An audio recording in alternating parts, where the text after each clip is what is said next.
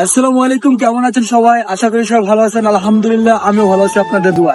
তো অনেকদিন পরে একটা ভিডিও নিয়ে আসলাম। তো এটা যেমন তেমন ভিডিও না, এটা হচ্ছে আমার রেস্টুরেন্টের ভিডিও, মানে নতুন যে রেস্টুরেন্ট আমরা চলে আসছি ওই রেস্টুরেন্টের ভিডিও। তো আজকে আপনাদেরকে দেখাবো আমার এই রেস্টুরেন্টের ভিতরে কি কি পাওয়া যায়।